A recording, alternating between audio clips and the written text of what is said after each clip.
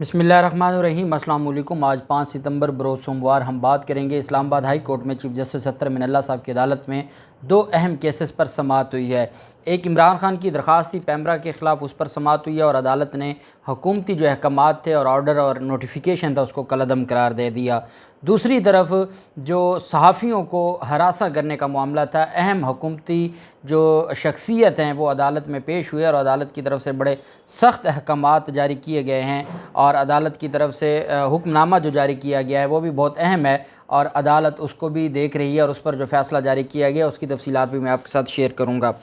पहले हम बात कर लेते हैं इमरान खान के केस के हवाले से। आज इमरान खान के केस में जहाँ पे पैमरा के नुमाइंदे अदालत में पेश थे, वहीं पे इमरान खान का जो कल का बयान था उसके ऊपर भी अदालत की तरफ से बरहमी का भी इजहार किया गया और अदालत ने उसको डिस्कस भी किया।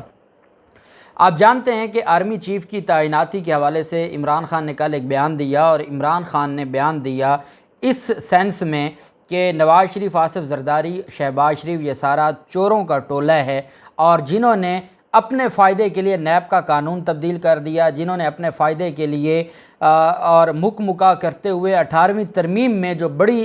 तकर्रियाँ थीं उसमें जो अपोजिशन लीडर और लीडर ऑफ़ दी हाउस वज़ीर आज़म को इख्तियारात दे दिए ताकि मुका के ज़रिए तमाम बड़ी तकर्रियाँ की जाएँ। और फिर ये ब्लैक मेलर लोग हैं, एक बंदा करप्ट है, वो करप्ट बंदा जब किसी को भी कोई तैनाती करेगा तो उससे वो गिव एंड टेक करने की कोशिश करेगा। ये एक बंदे की नेचर होती है। फिर एक इदारा है, उसमें सारे एक जैसे नहीं होते, हर बंदे का अपना एक कैलिबर होता है, अपनी एक कॉम्पिटेंसी होती है। किसी की नीयत पर कोई शक नहीं है, किसी के किरदार पर कोई शक नहीं है, लेकिन कॉम्पिटेंसी में सब एक जैसे नहीं है। कोई ज़्यादा कॉम्पिटेंट होता है, कोई कम कॉम्पिटेंट होता है, ये नेचुरल चीज़ें हैं। इमरान खान ने इस कंटेक्स्ट में बात की कि जो कुछ हमारा जो ये ज़रदारी माफिया है या शरीफ माफिया है, इनसे कोई भलाई की उम्मीद नहीं की जा सकती और नवंबर में एक बड़ी तकर्री होनी है। जिन्होंने चेयरमैन नैब उसको लगाया है जिसके अपने ख़िलाफ़ नैब के केसेस हैं, जिन्होंने इस्लामाबाद पुलिस का हेड उसको लगाया है जो सज़ा याफ्ता था, और जिन्होंने जो बाकी तकर्रियाँ की हैं, कानून साजियाँ की हैं, इलेक्शन कानून का बेड़ा गर्क कर दिया है, नैब कानून का बेड़ा गर्क कर दिया, अपने ख़िलाफ़ केसेस में तफ्तीशी तब्दील कर दिए हैं, अदालतों के जज जो निचली अदालतों के जज थे उनको तब्दील किया गया है। तो इन सारी चीज़ों के इस बैकग्राउंड को देखते हुए और अदालत को हाई प्रोफाइल केसेस में रिकॉर्ड अपने पास महफूज करना पड़ा है, उनको एतमाद नहीं था इस रजीम चेंज ऑपरेशन के बाद मुसल्लत हुकूमत पर। जब हम इन सारी चीज़ों को देखते हैं तो उसके बाद फिर हम देखते हैं इमरान खान के बयान को। एक तो इमरान खान को अपने बयानात में भी बहुत चीज़ों को जब पता है कि हर तरफ से प्रेशर डेवलप हो रहा है तो फिर चीज़ों को बड़े तरीके से देखा जाता है और ऐसे बयानात के लिए जो सेकंड लाइन लीडरशिप है उसने देखना होता है और वो ऐसे बयानात को देखती है। बहरहाल इमरान खान की तरफ से उस बयानात पर जो ऑनरेबल अदालत है उसकी तरफ से जो आज बरहमी का इज़हार किया गया है। एक बात मैं आपको बता दूं कि आर्मी चीफ़ की तैनाती के हवाले से मरीम नवाज़ इससे सख्त बयानात दे चुकी हैं। अब इशू ये है कि मरीम नवाज़ इस्लामाबाद हाई कोर्ट में बतौर मुजरिमा पेश होती हैं और वो हर तारीख़ पर इस्लामाबाद हाई कोर्ट के अहाते में खड़े होकर अदालतों के बारे में या जो उन्होंने जस्टिस आमिर फ़ारूक साहब की बदनामी के हवाले से राना शमीम को इस्तेमाल किया, ये सारी चीज़ें होती हैं। कभी आज तक अदालत ने एक बार भी मरीम नवाज़ को मुखातिब करके नहीं पूछा कि आप करती क्या हैं और आप अदालतों के बारे में ऐसी बातें करती हैं और आप आके रिलीफ मांगती हैं, या आप जो सिटिंग उस वक्त ISI चीफ़ थे उसके ख़िलाफ़ आप दरख्वास्त देती हैं और इल्ज़ामात लगाती हैं। कोई एक बार भी मुखातिब करके नहीं पूछता।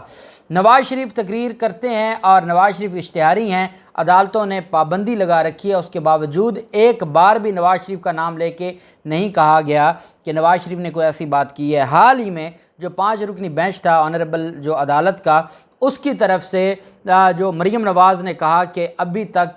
जो तराजू है वो सीधा नहीं हो सका। एक बार साफ़ियों के हवाले से दबे अल्फाज में बात की गई है, मरीम नवाज़ और मुस्लिम लीग नून की क़यादत के बारे में एक बार नहीं कहा गया कि उनकी तरफ से ये जो इल्ज़ामात लगाए गए हैं या ये जो बातें की गई हैं, नाम ही कोई नहीं लेता। ان کو اگر وہ عدالتوں میں پیش ہوں ان کو مخاطب ہی کوئی نہیں کرتا۔ عمران خان اگر عدالتوں میں پیش ہو جاتے ہیں تو ان کو باقاعدہ مخاطب کر کے اور پچھلی 10 جو چیزیں ہیں وہ یاد کروائی جاتی ہیں کہ آپ نے جلسے میں یہ بات کی، آپ نے فلاں یہ بات کی، آپ کو یہ کہنا چاہیے تھا، یہ نہیں کہنا چاہیے تھا۔ اور میرے خیال میں جہاں تک میں یہ سمجھتا ہوں بطور قانون کا طالب علم،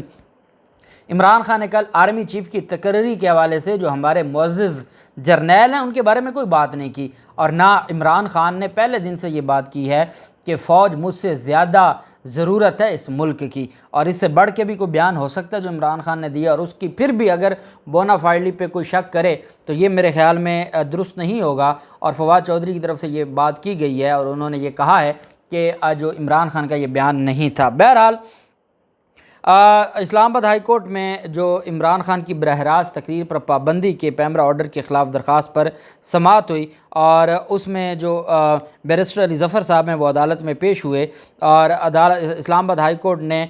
کہا کہ جو پیمرا کے پیش ہوئے، عدالت نے وکیل پیمرا سے استفسار کیا کہ آپ ڈیلے پالیسی پر عمل درآمد کیوں نہیں کرتے۔ ڈیلے پالیسی سے یہ مراد ہے کہ وہ 12 یا 18 سیکنڈز جو تقریر جا رہی ہوتی ہے وہ اس سے پیچھے چلتا ہے، تاکہ اگر وہ تقریر میں کوئی ایسی بات کریں تو وہ اس کو کٹ کر دیں اور اس حد تک اس کو خاموش کر دیں۔ تو یہ ایک پالیسی ہوتی ہے۔ تو اسلام آباد ہائی کورٹ کے چیف جسٹس اطہر من اللہ صاحب یہ فرمانا چاہتے تھے کہ جب یہ پالیسی موجود ہے آپ ٹی وی چینلز کے ساتھ بیٹھیں، ان کے ساتھ بات کریں، بجائے اس کے کہ آپ کسی پر پابندی لگا دیں۔ پابندی مسئلے کا حل نہیں ہے، آپ کسی پر پابندی نہیں لگا سکتے۔ ہاں اگر کوئی ایسی بات کرتا ہے جس کو آپ سمجھتے ہیں کہ نہیں چلنا چاہیے، اس حد تک آپ اس کو روک سکتے ہیں اس تقریر میں جو ڈیلے پالیسی ہے۔ اطہر من اللہ صاحب نے ریمارکس دیا کہ بڑے ذمہ دار لوگ غیر ذمہ داران بیان دے دیتے ہیں، آپ نے قانون کے مطابق کام کرنا ہے، عدالت کوئی مداخلت نہیں کرے گی۔ وکیل پیمرا نے کہا کہ ہماری ہدایات کسی ایک شخص کے لیے نہیں ہیں۔ عدالت نے استفسار کیا کہ آپ اس عدالت کے آخری آرڈر سے متفق ہیں، جس پر پیمرا کے وکیل نے عدالت سے کہا کہ جی بالکل ہم متفق ہیں۔ وہ جو پہلا آرڈر تھا جس میں عدالت نے اس نوٹیفیکیشن کو معطل کیا تھا، ختم کیا تھا، عمران خان کی پابندی جو تھی اس کو ہٹا دیا تھا، اور ساتھ کہا تھا کہ جو ڈیلے کی پالیسی ہے اس کو بہتر انداز میں کیا جائے۔ عدالت نے کہا کہ ٹھیک ہے، پیمرا کے وکیل نے عدالت سے کہا کہ بالکل آپ کی بات درست ہے اور ہم اس چیز کو دیکھ لیتے ہیں۔ عدالت نے یہ بھی کہا پیمرا نے سپریم کورٹ کے ٹائم ڈیلے پالیسی پر عمل درآمد کیوں نہیں کیا۔ پیمرا کی جانب سے وکیل نے جواب دیا کہ ہم نے ٹائم ڈیلے پالیسی پر سختی سے عمل درآمد کرنے کا طریقہ کار بنایا ہے اور نوٹسز بھی جاری کیے ہیں، ہم پالیسی پر عمل درآمد کروائیں گے اور قانون کے مطابق ان ساری چیزوں کو لے کے چلیں گے۔ اور ساتھ عدالت نے یہ بھی کہا کہ اسلام آباد ہائی کورٹ نے کہ ٹھیک ہے، آپ اگر ہمارا جو پہلا بیان تھا اس پر آپ جو ہمارا پہلا فیصلہ تھا جو عمران خان پر پابندی ختم کرنے کا تھا اور وہ نوٹیفیکیشن معطل کرنے کا تھا، اس پر آپ متفق ہیں تو ہم اس درخواست کو ڈسپوز آف کر دیتے ہیں۔ آپ سپریم کورٹ آف پاکستان کے فیصلے کی روشنی میں جو ڈیلے پالیسی ہے اس کو ریگولیٹ کرنے کا جو ہے وہ آپ اس پر کام کریں، اور باقی ہم اس درخواست کو نمٹا دیتے ہیں۔ اور عمران خان کی تقریروں پر جو براہ راست تقریر پر پابندی تھی اس کو عدالت نے ختم کر دیا۔ باقی تمام جو صرف عمران خان نہیں، باقی بھی جو جتنے بھی لوگ ہیں جو میڈیا کے اوپر گفتگو کرتے ہیں، اس کے حوالے سے جو ڈیلے پالیسی ہے عدالت نے کہا ہے کہ اس کو دیکھا جائے اور اس کو قانون کے مطابق اس پر عمل درآمد کیا جائے۔ جبکہ دوسری طرف جو معاملہ تھا، اور یہ آنریبل اسلام آباد ہائی کورٹ میں مختلف صحافیوں کو ہراساں کرنے کا معاملہ تھا۔ آج عدالت نے سیکرٹری اطلاعات کو طلب کیا ہوا تھا اور عدالت نے ان سے استفسار کیا کہ آپ بتائیں کہ یہ صحافیوں کے خلاف جو مقدمات ہیں، ایک ہی نوعیت کے 50 مقدمات درج کر دیے جاتے ہیں، یہ آئین اور قانون کی کس کتاب میں لکھا ہے اور آپ کس طریقے سے یہ سارے معاملات کرتے ہیں۔ اسلام آباد ہائی کورٹ نے جو سیکرٹری اطلاعات ہیں ان سے یہ کہا کہ یہ 3 سال سے معاملہ چل رہا ہے اور آپ کو شرم آنی چاہیے کہ اقوام متحدہ کو خط لکھنا پڑ گیا عدالت کو کہ آپ کے ملک میں جو آزادی اظہار رائے ہے، فریڈم آف ایکسپریشن ہے، اس پر قدغن لگائی جا رہی ہے، اس کو روکا جا رہا ہے۔ اور اطہر من اللہ صاحب نے کہا کہ اب صحافیوں کے بھی 2 گروپ بن چکے ہیں۔ پہلا جو ٹینیور تھا، جو دور حکومت تھا، اس میں خاص صحافی آتے تھے عدالت سے ریلیف مانگنے حکومت کے خلاف، اب دوسری طرف کے صحافی آتے ہیں موجودہ حکومت کے خلاف ریلیف مانگنے کے لیے۔ عدالت نے کہا کہ صحافی تو 2 حصوں میں بٹ چکے ہیں اور درمیان سے صحافت ختم ہو گئی ہے، جرنلزم نکل گئی ہے، صحافی بٹ چکے ہیں۔ اور عدالت نے یہ کہا کہ جو کل تک اس عدالت میں کھڑے ہو کر فریڈم آف ایکسپریشن کی بات کرتے تھے اور یہ بات کرتے تھے کہ آزادی صحافت ہونی چاہیے اور وہ صحافت کو آزاد دیکھنا چاہتے تھے، آج وہی حکومت کی طرف سے کھڑے ہیں اور وہ صحافیوں پر پابندیاں بھی لگا رہے ہیں، ان پر مقدمات بھی درج کر رہے ہیں، بغاوت کے مقدمات درج کیے ہیں۔ عدالت نے کہا کہ بغاوت کے مقدمات کیسے آپ درج کر سکتے ہیں؟ اگر کوئی صحافی ہے وہ اختلاف رائے رکھتا ہے، وہ اپنا ایک موقف عدالت کے سامنے یا قوم کے سامنے یا اپنے جو اس کی ویورشپ ہے ان کے سامنے رکھتا ہے، آپ اس پر کیسے مقدمات درج کر سکتے ہیں؟ یہ بالکل درست نہیں ہے اور ایسا نہیں ہونا چاہیے۔ اسلام آباد ہائی کورٹ نے ملک بھر میں صحافیوں کو ہراساں کرنے سے روک دیا ہے۔ یہ صرف اسلام آباد کی حدود میں نہیں کہ ٹول پلازا سے لے کے جو اسلام آباد کی حدود ہے اس کی بات نہیں کی آج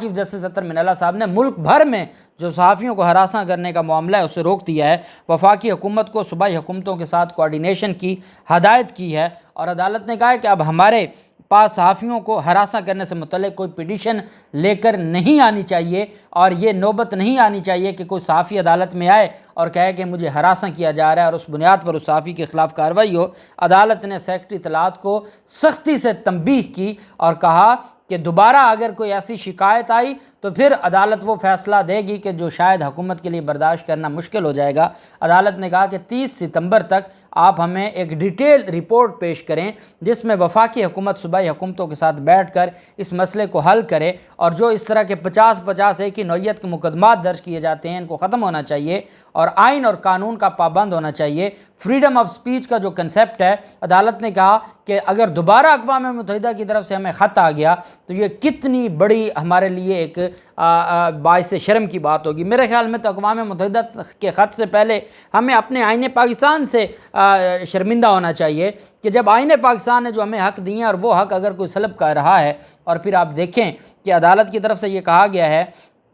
کہ اور یہ پی کا آرڈیننس میں بھی تھا کہ اگر کوئی کسی کو بلیک میل کرتا ہے، اس کے حوالے سے کوئی غلط بیانی کرتا ہے، اسکینڈلائز کرتا ہے اور جنسی طور پر اس کے خلاف کوئی الزام لگاتا ہے، گھٹیا قسم کے الزامات لگاتا ہے، اور پی کا آرڈیننس میں تھا کہ اس کے خلاف کارروائی ہوگی۔ اور عدالت نے کہا نہیں، آزادی صحافت یہ ہے کہ وہ جو بولتا رہے اور اس کو کوئی نہیں روکے گا۔ اور یہاں پر جو ایک آنریبل جج صاحبہ کے حوالے سے اگر لیگل ایکشن کی بات ہو تو اس پر تو انہیں عدالت لگے گی، باقی کیونکہ جو عزت ہے، جو توقیر ہے، وہ صرف ایک خاص طبقے کی ہے، اور اگر آپ کسی اور طبقے کے حوالے سے کوئی بیان دیں گے تو اس کے اوپر بھی ملک کی جو سلامتی ہے وہ خطرے میں پڑ جائے گی۔ باقی جو چیزیں ہیں وہ ایسے ہی چلتی رہیں، اس کے لیے آئین اور قانون اور ساری چیزیں نارمل چیزیں ہیں اور وہ ایسی چلتی رہیں۔ بہرحال عدالت نے آج عمران خان کے خلاف جو نوٹیفیکیشن تھا اس کو بھی ختم کر دیا، پرماننٹ تقریر پر پابندی ختم کر دی پیمرا کے جو بیان کی روشنی میں، اور 7 صحافیوں کو پورے پاکستان میں ہراساں کرنے سے روک دیا اور 30 ستمبر تک سیکرٹری اطلاعات سے رپورٹ طلب کر لی ہے۔ دیکھتے ہیں کیا ہوتا ہے، جو بھی مزید تفصیلات ہوں گی آپ کے ساتھ شیئر کرتے رہیں گے۔ اللہ پاک پاکستان کا حامی و ناصر ہو۔ بہت شکریہ۔ اللہ حافظ۔ پاکستان زندہ باد۔